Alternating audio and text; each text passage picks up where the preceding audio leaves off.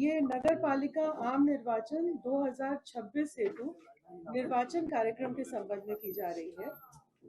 मैं ये बताना चाहूंगी कि राज्य के अंतर्गत कुल 48 नगर पालिकाओं में आम निर्वाचन कराया जाना प्रस्तावित है। इन 48 नगर पालिकाओं में 9 नगर निगम है, 20 नगर परिषद है और 19 नगर पंचायत हैं। इन 48 नगर पालिकाओं में कुल 1087 वार्डों में वार्ड पार्षदों तथा उक्त सभी नगर पालिकाओं के महापौर तथा अध्यक्ष का प्रत्यक्ष निर्वाचन गैर दलीय आधार पर कराया जाएगा। उप महापौर और उपाध्यक्ष का पद अनारक्षित है और उसका निर्वाचन अप्रत्यक्ष रूप से होगा। नगर विकास एवं आवास विभाग द्वारा झारखंड नगर पालिका निर्वाचन एवं चुनाव याचिका नियमावली 2012 में संशोधन किए गए हैं, जिसके अंतर्गत जो ये नगर पालिका निर्वाचन होने जा रहा है, ये प्रथम आम निर्वाचन मानते हुए इसी प्रकार से आरक्षण की कार्रवाई की गई है। दूसरी चीज ये है कि पिछड़ा वर्ग के अंतर्गत अत्यंत पिछड़ा वर्ग 1 और पिछड़ा वर्ग 2 के लिए आरक्षण का प्रावधान किया गया है।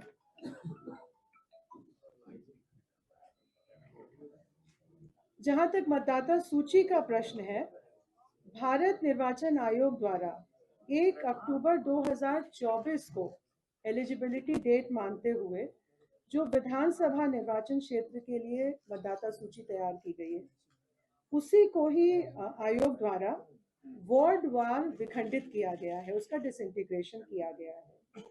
और इस मतदाता सूची के अनुसार नगर पालिका क्षेत्र में कुल मतदाताओं की संख्या 43,33,574 है, 43,33,574, जिसमें पुरुष मतदाता 22,07,203 है और महिला मतदाता 21,26,227 है।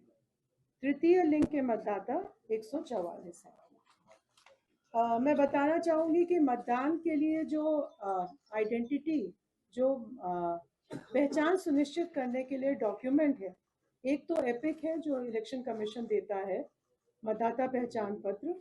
उसके अलावा अन्य वैकल्पिक जो डॉक्यूमेंट्स हैं, जैसे कि बाकी असेंबली इलेक्शंस में होते हैं, निर्वाचन तंत्र द्वारा जारी प्रमाणित फोटोयुक्त मतदाता पर्ची, पासपोर्ट, ड्राइविंग लाइसेंस, केंद्र सरकार, राज्य सरकार, सार्वजनिक क्षेत्रों के उपक्रम, स्थानीय निकाय या पब्लिक लिमिटेड कंपनी द्वारा उनके कर्मचारियों को जारी किए गए सेवा पहचान पत्र जो फोटोयुक्त होने होंगे। इसके अलावा पैन कार्ड, आधार कार्ड, NPR, MG नरेगा के अंतर्गत फोटोयुक्त जॉब कार्ड, फोटोयुक्त स्वास्थ्य बीमा योजना या स्मार्ट कार्ड, फोटोयुक्त पेंशन पेपर, ये सभी डॉक्यूमेंट पहचान के लिए वैलिड माने जाएंगे। कुल मतदान केंद्रों की संख्या 4,304 है, जो कुल 2,129 भवनों में अवस्थित है।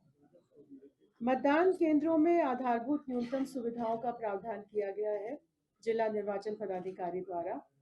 पेयजल की व्यवस्था, शौचालय, प्रकाश, इसके अलावा जो दिव्यांग व्यक्ति हैं उनके लिए रैंप का भी प्रावधान किया जाएगा।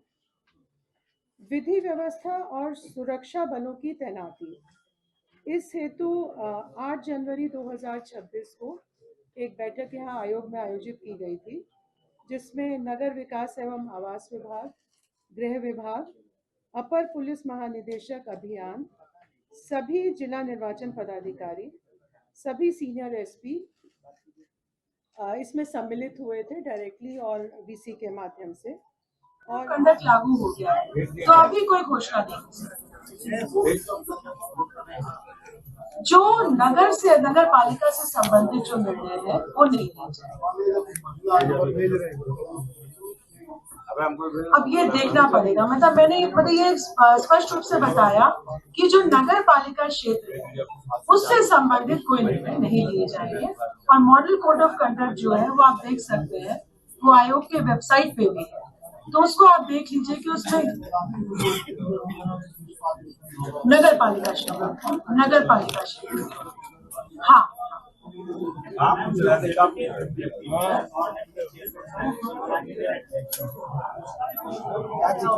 नहीं उसका शेड्यूल इससे संबंधित नहीं है।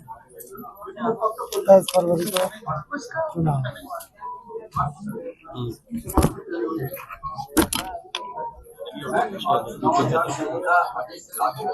हाँ अभी से लागू, जैसे ये घोषणा की गई है वैसे ही चुनाव आदेश मतलब मॉडल कोड ऑफ कंडक्ट लागू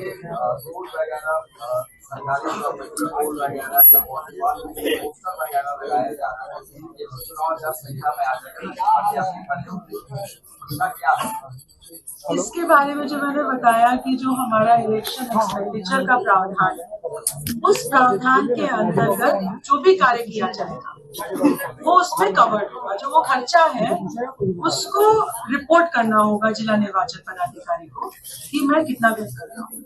और जो वार्ड पार्षद नगर परिषद में 1 लाख से कम जनसंख्या वाले नगर परिषद में उनके लिए अधिसीमा 1.5 लाख है और 1 लाख से अधिक जनसंख्या वालों के लिए 2 लाख और नगर निगम में जहां जनसंख्या 10 लाख से कम है वहां पे 3 लाख और जिस नगर निगम में जनसंख्या 10 लाख से अधिक है वहां पे 5 लाख।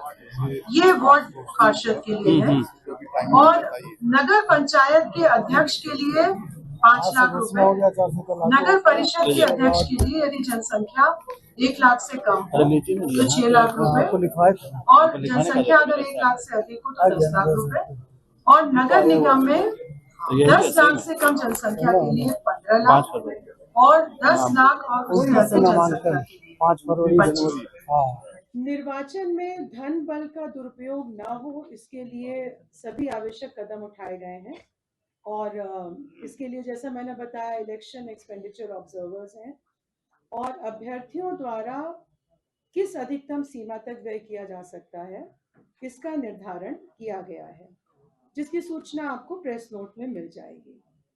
एक ये भी निर्देश दिया गया है कि जो भी महत्वपूर्ण चरण है इस निर्वाचन के जैसे कि नॉमिनेशन फाइल करना, उनकी स्क्रूटिनी करना, जब प्रचार प्रसार होता है तो जो महत्वपूर्ण बैठकें हैं, सभा, जुलूस, मतगणना, ये इसमें वीडियोग्राफी कराने का निर्देश डिप्टी कमिश्नर्स को, जिला निर्वाचन पदाधिकारी को दिया गया है।